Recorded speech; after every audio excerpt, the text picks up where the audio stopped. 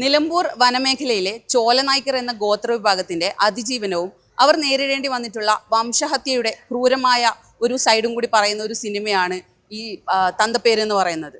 അപ്പം അടിയന്തരാവസ്ഥയുടെ 50-ാം വർഷത്തിൽ നമ്മൾ എത്തി നിൽക്കുമ്പോൾ ഈ വന്ധ്യംകരണ ക്യാമ്പിൻ്റെ ഒരു മുറിവുകളും അതിൻ്റെ പിന്നിലുള്ള അത്ര സുഖകരമല്ലാത്ത ഒരു രാഷ്ട്രീയം പറയുന്ന ഈ സിനിമയുടെ സംവിധായകനും സിനിമാറ്റോഗ്രാഫറും അതിലെ ആക്ട്രസുമാണ് നമ്മുടെ കൂടെ ഉള്ളത്. നമുക്ക് അവരോട് തന്നെ കൂടുതൽ വിശേഷങ്ങൾ ചോദിച്ചറിയാം. നമസ്കാരം. നമസ്കാരം. ആദ്യം ചോദിക്കാനുള്ളത്, എന്തുകൊണ്ടാണ് തന്തപ്പേര് എന്നുള്ള പേര് തന്നെ ഈ ഒരു സിനിമയ്ക്ക് ചൂസ് ചെയ്യാനുള്ള കാരണം എന്താണ്? അച്ഛൻ്റെ പേര് എന്തൊരു അധികാരത്തിലാണ് നമ്മൾ പറയുന്നത്. ആ സിനിമ മുഴുവൻ അല്ലെങ്കിൽ നമ്മുടെ നാട്ടിൽ തന്നെ ഞാൻ കുട്ടിക്കാലം തൊട്ടേ കേൾക്കുന്ന ഒരു സാധനമാണ്. ഞാൻ ഇന്നേ അവിടെ മോനാണ്, അമ്മയുടെ മോനാന്നല്ല നമ്മൾ പറയാ. അമ്മ പറയുന്ന ആളാണ് മോൻ എന്നുള്ള വേറെ സാധനം. പക്ഷെ അച്ഛൻ്റെ മകൻ എന്നുള്ളത് ആണധികാരം നിലനിൽക്കുന്ന ഒരു സൊസൈറ്റിയിലുള്ളതാണ്. പക്ഷേ ഗോത്രവിഭാഗത്തിൽ എപ്പോഴും അവിടെ സ്ത്രീക്കും പുരുഷനും തുല്യ സ്ഥാനമുണ്ടാവുകയും ചിലപ്പം സ്ത്രീക്ക് കുറച്ചും കൂടെ പരിഗണന കിട്ടുകയും ചെയ്യുന്നതാണ്. പക്ഷെ അവിടെ പോലും എങ്ങനെയാണ് പുറം ലോകത്തു നിന്ന് വരുന്ന ആളുകളുടെ ഇടപെടൽ കാരണം നാഗരിക സ്വഭാവം കലരുകയും അതിനകത്ത് എങ്ങനെയാണ് ആൺകോയ്മ ഉണ്ടാവുകയും ചെയ്യുന്നത് എന്നുള്ളതാണ്. അങ്ങനെയാണ് തന്തപ്പേരിലേക്ക് എത്തുന്നത്. പിന്നെ ആ ഒരു സബ്ജക്റ്റ് ഈ അടിയന്തരാവസ്ഥയ്ക്ക് അരനൂറ്റാണ്ട് തികയുന്ന ഒരു സമയം കൂടി ആയപ്പോൾ അപ്പം അതിൽ ലൈഫ് ഓഫ് എ പാലസ് എന്ന് പറയുമ്പോൾ ഉദ്ധരിക്കപ്പെട്ട ഒരു പുരുഷ ജനനേന്ദ്രിയത്തിൻ്റെ ജീവിതം എന്നാണ്. അപ്പോൾ ഇത് രണ്ടും കൂടെ വളരെ ആഴത്തിൽ ചേർന്ന് നിൽക്കുന്നുണ്ട്. കാരണം പുരുഷ ജനനേന്ദ്രിയം അതെങ്ങനെ പ്രവർത്തിക്കുന്നു എന്നുള്ളതാണ് എല്ലായിടത്തും ഉള്ള പ്രശ്നം അധികാരത്തിൽ. അതുകൊണ്ടാണ് അങ്ങനെ ഒരു പേര് ചൂസ് ചെയ്യാൻ കാരണം. പിന്നെ ഇതിപ്പം ഈ ഗുഹകളിലും അങ്ങനെയുള്ള കുറെ സീൻസ് ഒക്കെ ഇതിലെടുത്തിട്ടുണ്ടായിരുന്നല്ലോ. ഈ ലൈറ്റും കാര്യങ്ങളൊക്കെ നിങ്ങൾക്ക് ഭയങ്കര ബുദ്ധിമുട്ടുണ്ടായിരുന്നല്ലോ. എങ്ങനെയാണ് അതിനൊക്കെ മാനേജ് ചെയ്തത്? അതായത് ഞാനും മോക്കയും, അതായത് മുഹമ്മദ് കെ, ഞങ്ങളുടെ രണ്ടാമത്തെ സിനിമയാണ്. അപ്പം ഞങ്ങൾക്കിടയിൽ ഒരു ആത്മബന്ധമുണ്ട്. ആത്മബന്ധം എന്ന് പറഞ്ഞാൽ അതെങ്ങനെയാണ് പറയേണ്ടതെന്ന് എനിക്കറിയില്ല. അതായത് എനിക്ക് എന്താണ് വേണ്ടത് എന്ന് മോക്കിക്ക് കൃത്യമായിട്ട് അറിയാം. ഞങ്ങൾ എപ്പോഴും ലൈറ്റ് യൂസ് ചെയ്യാറേ ഇല്ല. ഈ സിനിമയിൽ തന്നെ നിങ്ങൾ കണ്ടിട്ടുണ്ടാവും, ഈ ഗുഹയിലേക്ക് വരുന്ന ലൈറ്റ് എന്ന് പറയുന്നത് ഒരു കൃത്യമായ ഒരു സമയത്ത് ഒരു 1.5 മണിക്കൂർ സമയം നമുക്ക് വെള്ളത്തിൽ നിന്ന് ഈ ലൈറ്റ് തിരിച്ച് സൂര്യപ്രകാശം ഈ വെള്ളത്തിലേക്ക് അടിക്കുമ്പോൾ പാറയിലേക്ക് ഗ്ലെയർ തിരിച്ചടിക്കും. അപ്പോൾ ഇത് ലൊക്കേഷൻ വളരെ മുമ്പ് തന്നെ നമ്മൾ ഇങ്ങനെ ഫിക്സ് ചെയ്യുകയും ഇതൊക്കെ ആഴ്ചകൾക്ക് മുമ്പ് തന്നെ ഈ സ്ഥലത്ത് നമ്മൾ പോവുകയും ചെയ്യും. അപ്പോൾ അവിടെ എങ്ങനെയാണ് ലൈറ്റ് സോഴ്സ് ആ സമയത്ത് എങ്ങനെയായിരിക്കും. അപ്പം സീനുകൾ അതിന് കറക്റ്റ് ആക്കിയിട്ട് ആ സമയത്തേക്ക് എടുക്കാൻ വേണ്ടിയിട്ട് ചിലപ്പോൾ അത് 3-4 ദിവസം കൊണ്ടൊക്കെ ചെയ്തിട്ടുണ്ടാവാം. ആ ലൈറ്റ് സോഴ്സ് കറക്റ്റ് കിട്ടുന്ന സമയത്ത് അതിന് ഞങ്ങളങ്ങ് പോസ്റ്റ് ചെയ്യുകയാണ് ചെയ്യുന്നത്. അതുകൊണ്ടാണ് സിനിമയിൽ വെളിച്ചം, എക്സ്ട്രാ വെളിച്ചം ഇല്ലാതെ തന്നെ ആവശ്യത്തിന് വെളിച്ചം ഉണ്ടാക്കാൻ കഴിയും. ഇത് ഫസ്റ്റ് സിനിമയും നിങ്ങൾ രണ്ടുപേരും ഒരുമിച്ചായിരുന്നല്ലോ, ഉടലാഴം. അത് കഴിഞ്ഞ് 2018 അത് ഇറങ്ങുന്നത്. ഒരു 6 വർഷം എടുത്തു. എന്തുകൊണ്ടാണ് 6 വർഷം? 6 വർഷം എന്ന് പറയുന്നത് ഇങ്ങനെ ആളുകൾ പറയുമ്പോൾ 6 വർഷത്തെ ഗ്യാപ്പ് ഉണ്ടായിരുന്നു എന്ന് ഞങ്ങൾക്ക് തോന്നുന്നു. ഒന്നാമത് ഞാനിങ്ങനെ തുടർച്ചയായിട്ട് സിനിമ ചെയ്യണമെന്നും സിനിമയാണ് ആ വഴിക്കൊന്നുള്ള ആളല്ല. സിനിമ ചെയ്യണമെന്ന് തോന്നുമ്പോൾ അത് എത്ര ചെയ്യാതിരിക്കാൻ ശ്രമിക്കുകയോ എന്നിട്ടും ചെയ്യാൻ തോന്നിയാൽ മാത്രമേ ഇത് ചെയ്യാറുള്ളൂ. അപ്പം ആദ്യത്തെ 2 കൊല്ലം ഞാനിതൊന്നും ചെയ്യേണ്ട എന്ന് വിചാരിച്ച് സ്വസ്ഥമായിട്ട് നടക്കാമല്ലോ എന്ന് വിചാരിച്ചു. പക്ഷെ വീണ്ടും ഇങ്ങനെ ഉള്ളിൽ ഇങ്ങനെ ഉണ്ടാവുകയും പിന്നെ അതിൻ്റെ ആലോചന തുടങ്ങുകയും ചെയ്യുന്നു. അപ്പോൾ ശരിക്കും പറഞ്ഞാൽ 15 വർഷം മുമ്പാണ് ആദ്യത്തെ ഡോക്യുമെൻ്ററി വരുന്നത്, ലാസ്റ്റ് പേജ് എന്ന് പറഞ്ഞിട്ട്. ആ ഡോക്യുമെൻ്ററിയുടെ കുറേ അറിവുകളിൽ നിന്നുള്ള തുടർന്ന് ഇങ്ങോട്ടുള്ള ഒരു അന്വേഷണം, കൗതുകം എന്ന് പറഞ്ഞുകൂടാ. കാരണം ഒന്ന് കിട്ടുമ്പോൾ നമ്മൾ ഞെട്ടുകയാണ്. അതിൻ്റെ ലിങ്ക് ഇങ്ങനെ പോയി കിൽത്താഡ്സിൽ പോകുന്നു. ഇവിടെ 1970-കളിലാണ് ചോലനായ്ക്കർ എന്ന് പറയുന്ന ഗോത്രവിഭാഗം കാട്ടിനുള്ളിലുണ്ട് എന്ന് രജിസ്റ്റർ ആവുന്നത്. അപ്പോൾ അങ്ങനെയൊക്കെയുള്ള കുറേ കാര്യങ്ങൾ ഇങ്ങനെ കേൾക്കുന്നതോടുകൂടി ഇതിനകത്തുള്ള ഒരു സിനിമാറ്റിക് ഇതുണ്ട്. അപ്പോഴാണ് ഇതിൻ്റെ ഭാഷയുടെ പ്രത്യേകതയൊക്കെ മനസ്സിലാവും. അപ്പോൾ ഫുൾ സിങ് സൗണ്ടാണ് ചെയ്തത്. കാരണം ഇവർക്ക് അഭിനയിക്കുന്ന സമയത്ത് ശബ്ദം പകർത്തുകയും അഭിനയം, അപ്പോൾ ഇത് രണ്ടും പ്രശ്നമാണ്. കാരണം ഒന്ന് സൗണ്ട് നന്നാവുമ്പോൾ അഭിനയം നന്നാവില്ല. അപ്പോൾ അങ്ങനെ അതിൻ്റെ കുറേ പരീക്ഷണ ഘട്ടങ്ങളൊക്കെ കഴിഞ്ഞ് ആദ്യത്തെ ഒരു 1.5 വർഷം കഴിയുമ്പോഴത്തേക്ക് അവർ ഏകദേശം എല്ലാവരും കഥാപാത്രങ്ങളായിരുന്നു. അതിന് ട്രെയിനിങ് ഒന്നും ഉണ്ടായിരുന്നില്ല, അവരെല്ലാം കഥാപാത്രങ്ങളായിരുന്നു ഒരു 1.5 വർഷം കൊണ്ട്. പിന്നെ സെറ്റിലൊക്കെ ഞങ്ങൾ എല്ലാവരും നരിമഞ്ചൻ തന്നെയാണ് വെള്ളക്കരിനെ വിളിക്കുക. അപ്പൊ അങ്ങനെ ആഴത്തിൽ അവര് ഈ കഥാപാത്രമാവുകയും ചിലപ്പം നരിമഞ്ചൻ എന്ന് പറയുന്ന കഥാപാത്രത്തിന്റെ അമ്മ അതായത് വെള്ളക്കരിയന്റെ അമ്മയായിട്ട് അഭിനയിച്ച് അയാളുടെ കുട്ടിക്കാലത്ത് എടുത്ത് വളർത്തിയ ആളാണ്. അപ്പോൾ ഒരു സീനിൽ ഗുഹയിൽ നിന്ന് ഇങ്ങനെ ഭയങ്കരമായിട്ട് ഇങ്ങനെ ഇമോഷൻ ഇങ്ങനെ ഉണ്ടാവേണ്ട സമയത്ത് ഇവൻ അഭിനയിക്കുന്നില്ല കൊന്നിട്ട്. അപ്പൊ സംഭവം എന്താണെന്ന് വെച്ചാൽ കുട്ടിക്കാലത്ത് എടുത്ത് വളർത്തിയ ആളെ മുഖത്ത് നോക്കിയിട്ട് എനിക്ക് അങ്ങനെ പെരുമാറാൻ കഴിയുന്നില്ല, അമ്മ എന്തൊരു അമ്മയാന്നൊക്കെയാ സീനിൽ ചോദിക്കുന്നത്. അങ്ങനെ വളരെ സത്യസന്ധമായിട്ട് ഇമോഷനോട് ഇടപെടുന്ന ആൾക്കാരാണ് ഇവര്. പക്ഷെ സിനിമ അവസാന ഘട്ടമാകുമ്പോഴത്തേക്കും മുന്നിട്ട് സിനിമ തീർക്കേണ്ടത് എന്നുള്ള രീതിയിൽ അത് അവരുടെ സിനിമയായിട്ട് മാറുന്നു. പിന്നെ വിനോദ് ചെല്ലൻ എന്ന് പറയുന്ന ചോലനായ്ക്കലിൽ നിന്ന് ഇപ്പോൾ ഗവേഷക വിദ്യാർത്ഥിയായ അത്രയും ഫൈറ്റ് ചെയ്ത് പഠിച്ച് വന്ന ഒരു കുട്ടിയുണ്ട്. കുട്ടി എന്ന് പറഞ്ഞൂടെ, യുവാവാണ്, സോറി. അപ്പം വിനോദ് ആണ് ഇതിന്റെ തിരക്കഥയിൽ എനിക്ക് ഒപ്പം ഉണ്ടായിരുന്നത്. അപ്പൊ അതുകൊണ്ട് അങ്ങനെ ഒരു ലിങ്ക് അതിനകത്ത് ഉള്ളത് കൊണ്ട് കൂടെ കാര്യങ്ങൾ മറ്റൊരു തരത്തിൽ എളുപ്പമായിരുന്നു. ഈ നമ്മൾ നേരത്തെ പറഞ്ഞല്ലോ, ഭാഷേന്റെ കാര്യം പറഞ്ഞല്ലോ, ഒന്ന് ലിപി ഇല്ലാത്തൊരു ഭാഷയാണ്. എത്രത്തോളം ചാലഞ്ചസ് ഉണ്ടായിരുന്നു? എങ്ങനെയാണ് നിങ്ങൾ ഇത് ഈ ഒരു ലെവലിലേക്ക് എത്തിച്ചെടുത്തത്? ഭയങ്കര ചലഞ്ചായിരുന്നു. കാരണം അഭിനയത്തെക്കാളും ഈ സിനിമ ഏറ്റവും കൂടുതൽ ബുദ്ധിമുട്ടിയത് ആ ഭാഷ ആർക്കൈവ് ചെയ്യുക എന്നൊരു ലക്ഷ്യം കൂടെ ഉണ്ട്. അങ്ങനെ അതിന് കാരണം എന്താണെന്ന് വെച്ചാൽ, ഷൂട്ടിൻ്റെ ഇടയിൽ പല വാക്കുകളും ഇപ്പം പൂമ്പാറ്റ അങ്ങനെ തുടങ്ങിയ ചില വാക്കുകൾ അവരുടെ ഭാഷ, ചോലനായ്ക്ക ഭാഷയിലേക്ക് മാറ്റുമ്പോൾ പലതും ഇവർക്ക് അറിയില്ല. അപ്പം കുറച്ചു കാലമായിട്ട് ഇത് ഉപയോഗിക്കാത്തതുകൊണ്ട് മറന്നു പോയിട്ടുണ്ട്. അപ്പോൾ ആ സീൻ അവിടെ എടുക്കാതെ വെക്കുകയും അടുത്ത പ്രാവശ്യം അവർ കാട്ടിൽ പോയിട്ട് തിരിച്ചു വരുന്ന സമയത്ത് മുതിർന്ന ആളുകളോട് ചോദിച്ചിട്ടാണ് ആ വാക്ക്. അപ്പം നമ്മളിങ്ങനെ കണ്ടുകൊണ്ടേ ഇരിക്കുന്ന മനുഷ്യരുടെ ഇടയിൽ നിന്ന് നാവിൽ നിന്ന് ഭാഷ ഇല്ലാതായി പോകുന്നു എന്ന് പറയാം. പണ്ട് പ്രസംഗം കേൾക്കാം, ഇത് നമ്മളിങ്ങനെ അനുഭവിക്കുകയാണ്. അപ്പം അതോടുകൂടി പിന്നെ നമ്മൾ മറ്റൊരു തരത്തിലുള്ള കോംപ്രമൈസിന് നിൽക്കാതെ ഫുൾ സിംഗ് സൗണ്ട്. കാരണം കഴിഞ്ഞ പ്രാവശ്യം നാഷണൽ അവാർഡ് കിട്ടിയ അരുൺ സോനുമാണ് സിംഗ് സൗണ്ട്. അവരും ക്യാമറ യൂണിറ്റ് എന്നൊക്കെ പറയുന്നത് അത്രയും 10-12 കിലോമീറ്ററോളം നടന്ന് ഒരു മല ഇറങ്ങി അടുത്ത പുഴ കടന്ന് അങ്ങനെ പോകണം. അപ്പൊ ഇതൊക്കെ അവർ അത്രയും സ്നേഹത്തോടുകൂടി, ഞാൻ ചിലപ്പം എടാ നമുക്കത് നിർത്തിക്കൂടാ, അല്ലല്ല എടുക്കാം എന്ന് പറഞ്ഞിട്ട് അവരുടെ ഒരു വലിയ സംഭാവന ഈ സിനിമ സംവിധാനം ചെയ്യാൻ എനിക്ക് കിട്ടിയിട്ടുണ്ട്. അത് നിങ്ങൾക്ക് സിനിമ കണ്ടപ്പോൾ മനസ്സിലായി. ഓരോ ഏരിയയിലും വർക്ക് ചെയ്ത ആളുകളുടെ ഈ സിനിമയുടെ അവസാനം എന്ന് പറയുന്നത്, ആദ്യം അവരുടെ കുറെ സ്ട്രഗിൾസും കാര്യങ്ങളും ഒക്കെ പറയുന്നുണ്ടല്ലോ. ഈ അവസാനം എന്ന് പറയുന്നത് നമ്മുടെ ആ ജീപ്പിലുള്ള ഈ ഞങ്ങളുടെ കാട് ഞങ്ങളുടെ വണ്ടി എന്ന് പറഞ്ഞിട്ട് അതൊരു പ്രഖ്യാപനമാണ്, ഒരു രാഷ്ട്രീയ പ്രഖ്യാപനമാണ്. അതിനെ കുറിച്ച് പറയാമോ? എങ്ങനെയാണ് അതിനെ നോക്കി കാണുന്നത്? ശരിക്കും പറഞ്ഞാൽ സിനിമ അവസാനിക്കുന്നത് എപ്പോഴും ഒരു വളരെ പ്രാധാന്യമുള്ളൊരു മൊമെൻ്റാണ്. കാരണം എന്ന് വെച്ചാൽ ഇതും കൊണ്ടാണ് പ്രേക്ഷകൻ വീട്ടിലേക്ക് പോവുക. അയാളുടെ ഉള്ളിൽ കിടക്കുക ഇതായിരിക്കും ഏറ്റവും കൂടുതൽ. അപ്പം ബോധപൂർവമായ ഒരു ഇടപെടൽ അതിൽ വേണ്ടാന്ന് തന്നെയാണ് എപ്പോഴും ഞാൻ ആലോചിക്കുക, ഒരു കഥയുടെ എന്താണ്. പക്ഷെ ഈ സിനിമയെ സംബന്ധിച്ച് എന്താണെന്ന് വെച്ചാൽ, മിക്കപ്പോഴും നമ്മൾ കാണുക ദുരന്ത പര്യവസാനിയായ ഗോത്ര സിനിമകളായിരിക്കും.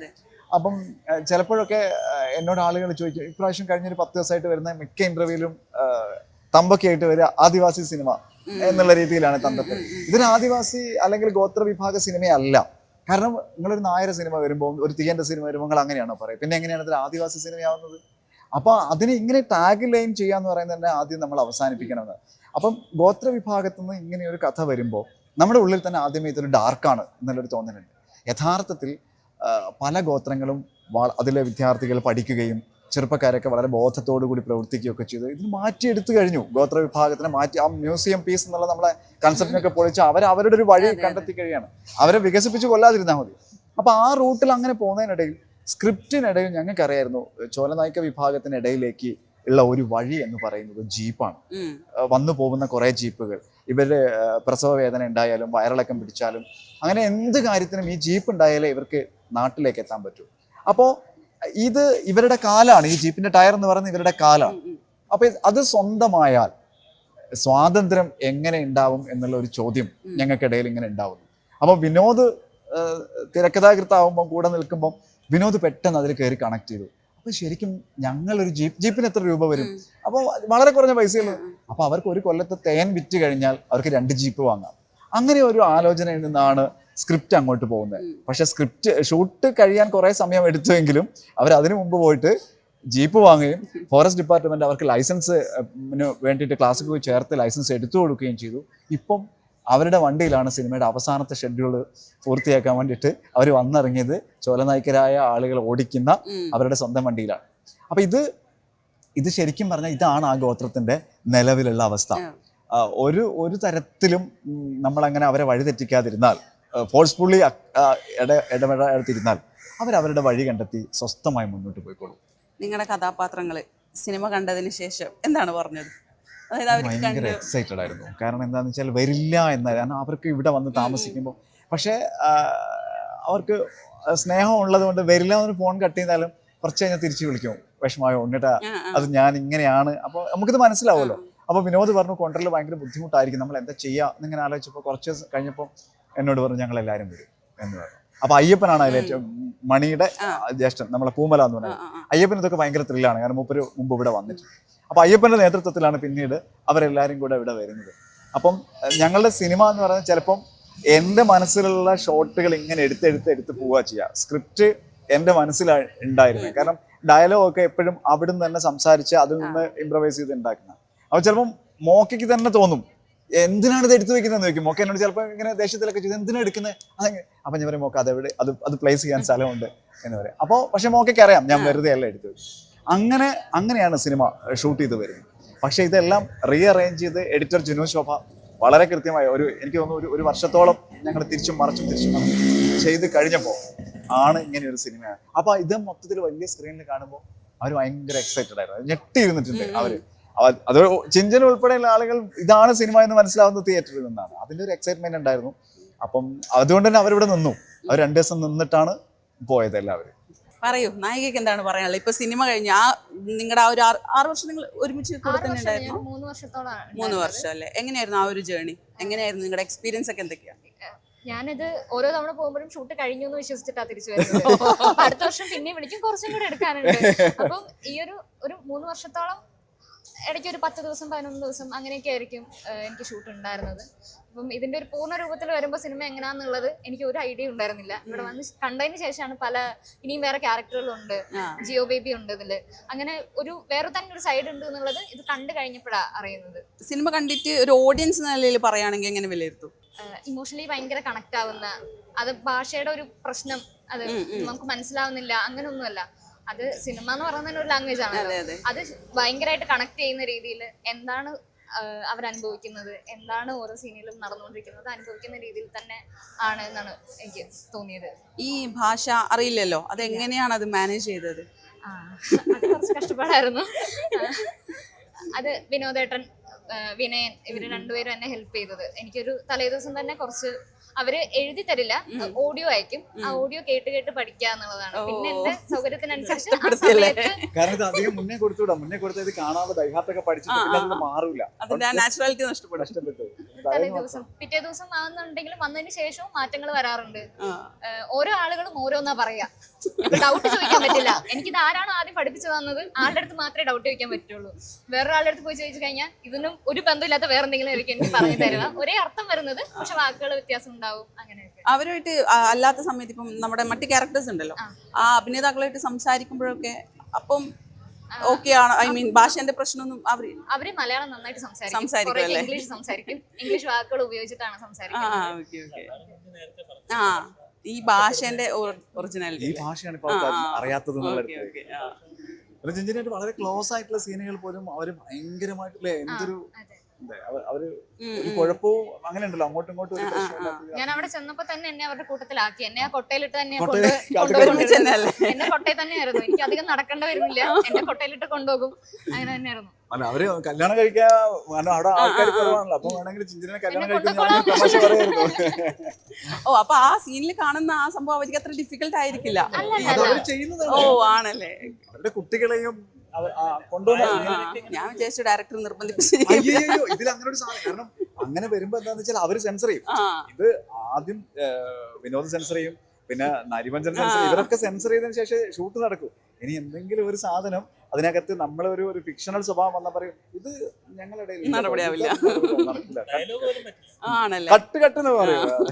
അതായത് ആദ്യ സിനിമയും രണ്ടാമത്തെ സിനിമയും രണ്ടിലും നിങ്ങൾ ഒരുമിച്ചാണ് വർക്ക് ചെയ്തിട്ടുള്ളത്. അപ്പം ഡയറക്ടർ നിങ്ങളുടെ ബോണ്ടിനെ പറ്റി സംസാരിച്ചു. ആ ബോണ്ട് സിനിമ ചിത്രീകരണത്തിൽ എത്രത്തോളം നിങ്ങളെ ഹെൽപ്പ് ചെയ്തിട്ടുണ്ട്? ഒന്ന്, ഉണ്ണിയെ ഞാൻ എൻ്റെ ആദ്യ സിനിമയും ഉണ്ണിയുടെ ആദ്യ സിനിമയും ഒന്നാണ്. ഉണ്ണിയാണ് എൻ്റെ സിനിമാക്കാരനാണ്.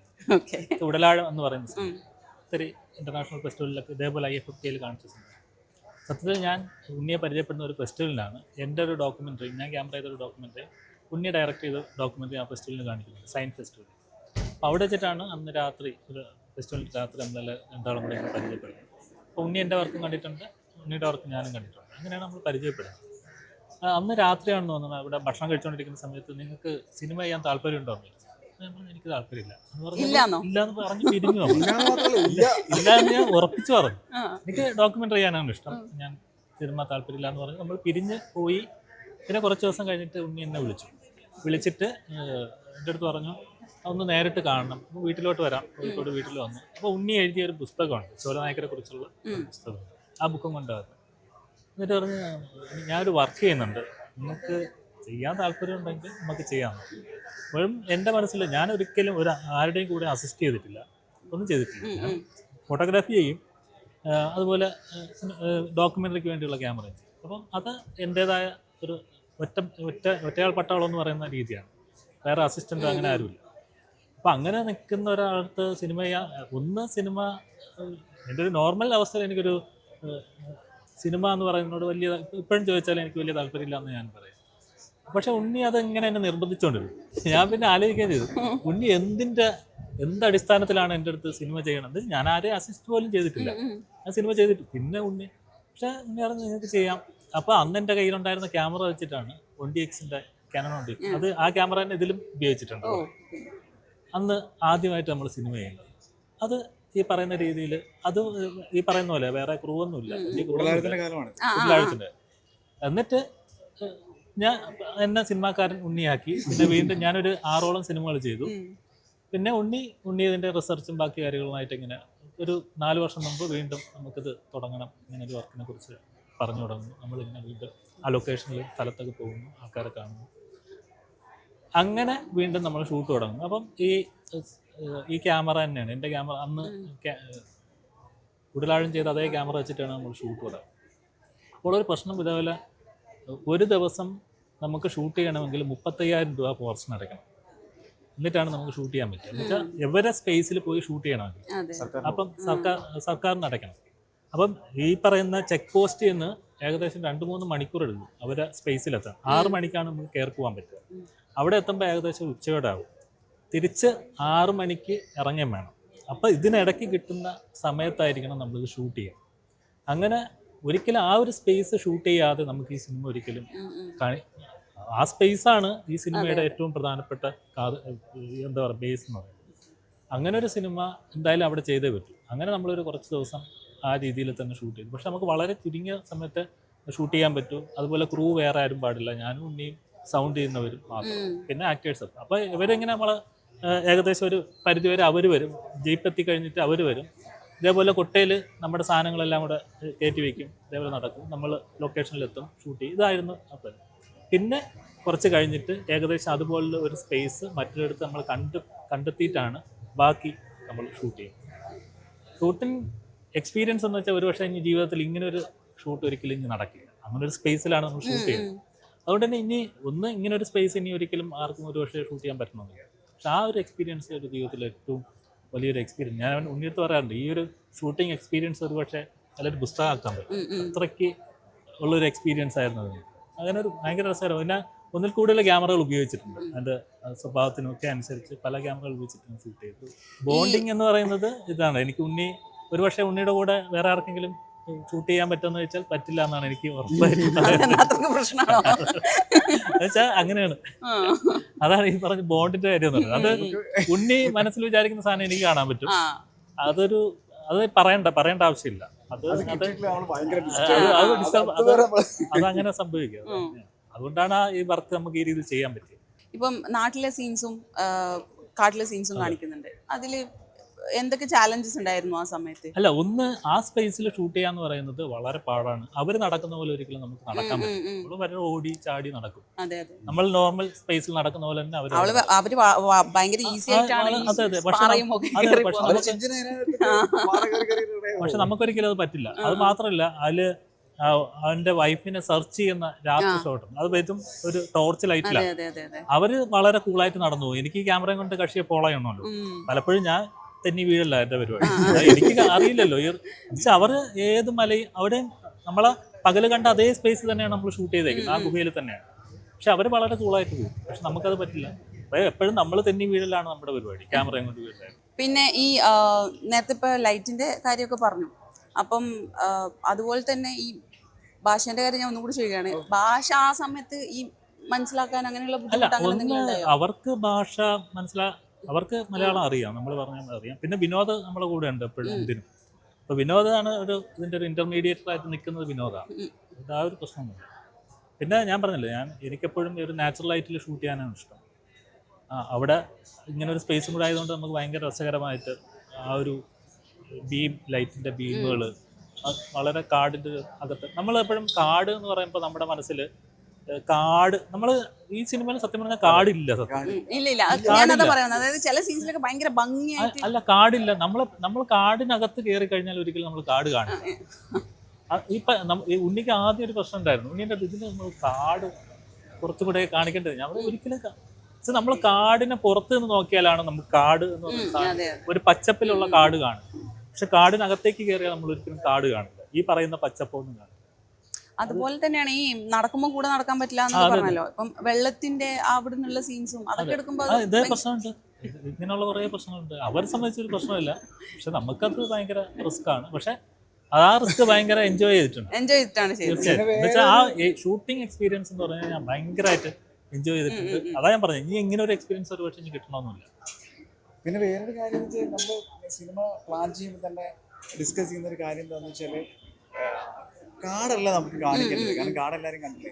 അപ്പം ആദ്യം ഞാൻ മോനോട് പറയുന്ന ഒരു ഡയലോഗ് ഇതാണ്, പാറ മാത്രമാണ് സിനിമ. നമ്മുടെ സിനിമയിൽ കൂടുതലും പാറയാണ്. അതായത് ഡാർക്ക് ആയിട്ടുള്ള പാറ, ഈ പാറക്കിടയിൽ വറ്റിപ്പോയ ഒരു പുഴ, ഇതായിരിക്കണം മൊത്തം. പക്ഷെ ആളുകൾ കണ്ടപ്പോൾ പറയുന്നത് ഭയങ്കര ഭംഗിയുള്ള കാടാന്ന്. ഞാൻ കൺഫ്യൂഷൻ ആയി, ഇത് കാണുന്നില്ലല്ലോ ഇതില്. കാരണം ഫുള്ള് കാണിച്ചിരിക്കുന്ന പാറ. അങ്ങനെ ഒരു അങ്ങനെ സ്പേസിലാണ് അവർ താമസിക്കുന്നത്. ഇതിന്റെ രണ്ട് സൈഡ്, ആ പുഴയുടെ രണ്ട് സൈഡിലായിട്ടാണ് അവർ. ശരി, താങ്ക് യു.